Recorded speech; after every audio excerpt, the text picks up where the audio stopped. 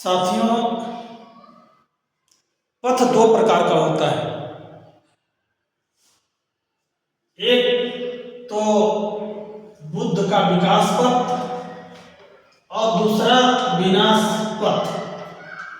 पथ माने होता है रास्ता। आप जिस पे चल रहे हैं वो भी एक रास्ता है। शिक्षा का भी एक रास्ता है। अगर आप शिक्षा ग्रहण करेंगे तो आप अच्छी नौकरी पाएंगे, बिजनेस करेंगे, और शिक्षा से ही सब कुछ संभव है।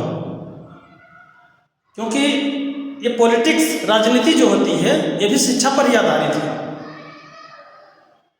राजनीतिक शास्त्र होता है। तो आपको मैं क्या बताना चाहता हूँ, असली मुद्दे पर आते हैं। क्योंकि जितना छोटा वीडियो होगा उतना ही आप लोग जो है अच्छे से देखेंगे। अन्यथा आजकल तो जो नाच बाजा वाले जो वीडियो होते हैं उनको लोग ज़्यादा पसंद करते हैं और कहते हैं कि वीडियो को लाइक करिए, सब्सक्राइब करिए। और मैंने किसी भी ये वीडियो में हमने नहीं कहा है कि आप किसी के पास भेजिए। ये आपके विचारधारा के ऊपर होती है।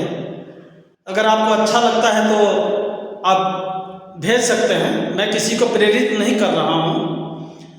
भेजेंगे तो आपका भी एक मान सम्मान बढ़ेगा, क्योंकि जो चीज़ आपको समझ में आ रही है वही चीज़ दूसरे को भी समझ में आए। क्योंकि इस वीडियो बनाने का मतलब ये नहीं है कि मैंने कोई पैसे के लिए कोई मैं वीडियो बनाता हूँ। जो भी मेरे पास धन अर्जित है वो बहुत कुछ है मेरे लिए।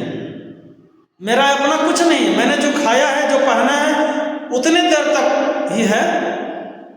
क्योंकि इस संसार में जिसने भी जन्म लिया है उसको एक न एक दिन इस संसार को छोड़ करके जाना है। इसलिए ऐसा कार्य करें कि 10-20 लोग, समाज के लोग कुछ जाने। और आवश्यकताएं अनंत हैं। जितना आप धन अर्जित करना चाहेंगे आपको धन कम पड़ता जाएगा। इसलिए आप जितने में रहें उतने में ही खुश रहें। अच्छी विचारधारा, अच्छे पथ पर आप चलें। तो मुद्दे पर हम आते हैं। धारा के विपरीत और एक धारा के साथ दो तरीके के लोग बढ़ते हैं। एक धारा के विपरीत बढ़ते हैं, एक धारा के साथ में बढ़ते हैं।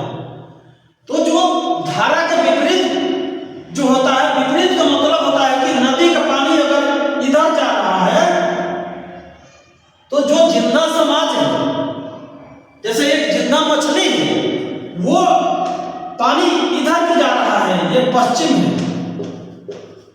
ये पूरब है, तो ये पानी पश्चिम जा रहा है। और पश्चिम से जो मछली आती है वो धारा का विपरीत इसको काटती हुई जाती है। जैसे आप शिक्षा ग्रहण कर रहे हैं तो बहुत कठिन परिश्रम आपको करना है। किसी लक्ष्य को पाना है या पर्वत पर आपको चढ़ना है तो आपको धारा के विपरीत चलना पड़ेगा। पानी इधर बह रहा है पश्चिम की तरफ, और पश्चिम से जो मछली आ रही है, या स्वयं आप शिक्षा ग्रहण कर रहे हैं या खेती कर रहे हैं, कोई भी कार्य कर रहे हैं, नौकरी कर रहे हैं, बिजनेस कर रहे हैं, तो आपको धारा के विपरीत पर चलना पड़ेगा। अगर अच्छा फूल तोड़ना है आपको तो क्या करना पड़ेगा? कांटों पे चलना पड़ेगा। जब तक आप कांटों पर नहीं चलेंगे तब तक आप फूल को नहीं तोड़ सकते हैं। बगिया में तमाम तरह के फूल होते हैं, उसी तरीके से हम लोग भी इस धरती पर एक फूल है। फूल कितना प्यारा होता है। कोई ये नहीं कहता ये फूल खराब हो, फूलों को देख करके जो है आदमी खुश होता है। उसी तरीके से हम लोग पृथ्वी पर एक फूलों के बगिया हैं। जात धर्म बढ़ जरूर गए लेकिन हम लोग एक बगिया हैं। हम सभी लोगों को एक माला में गुंथना होगा। तो बुद्ध काल में जो पुजारी होते थे वो शिक्षा की ओर यही शिक्षा देते थे कि आप धारा के विपरीत बढ़िए। और जो मरा हुआ इंसान होता है, जो कमजोर इंसान होता है, जो अपनी प्रगति के रास्ते को नहीं देखता है, वो धारा के साथ में बहता है। अगर धारा इधर जा रही है तो उधर ही व्यक्ति बहता है। तो यानी कि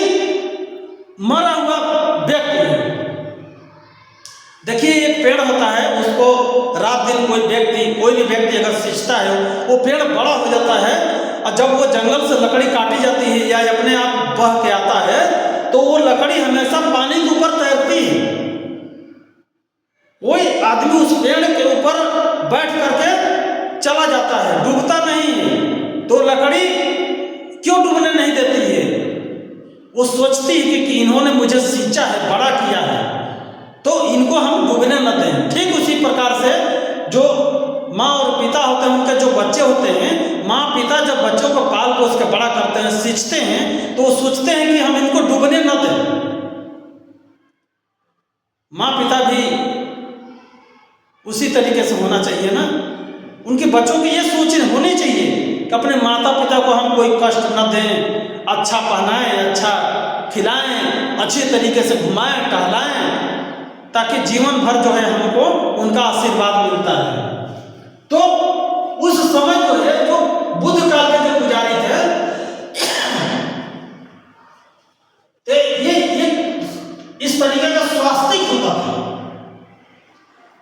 वो इस तरीके से होता था, इस तरीके से।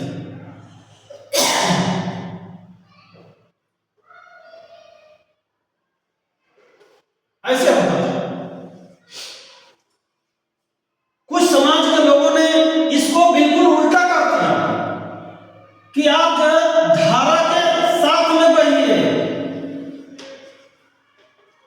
धारा के साथ में बढ़िए, आप अगर शिक्षा ग्रहण कर लेंगे तो हमारा जो है फायदा रुक जाएगा।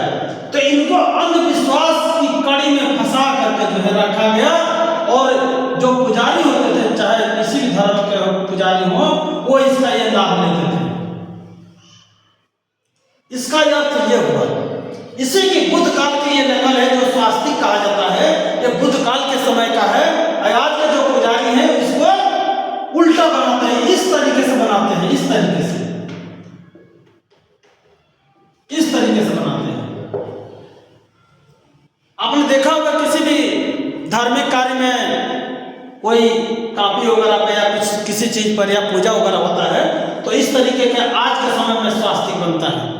उस समय इस तरीके का बनता था, धारा के विपरीत, और इस समय बन रहा है जो धारा के साथ में। तो हमको क्या बनना है? जिंदा मछली बनना है, जिंदा इंसान बनना है, तभी हम जो है अच्छे पथ पर जाएंगे। जमानिया गाजीपुर में, उत्तर प्रदेश में पड़ता है, जमानिया गाजीपुर में सम्राट अशोक की लाट को कुएं में डाल दिया गया, और वहां यह बता दिया गया कि लड़कियां माई है, लड़कियां माई। सम्राट अशोक के स्तंभ को लड़कियां माई घोषित कर दिया गया। तो साथियों, हमको विनाश पथ पर नहीं चलना है, हमको विकास पथ पे चलना है। धन्यवाद।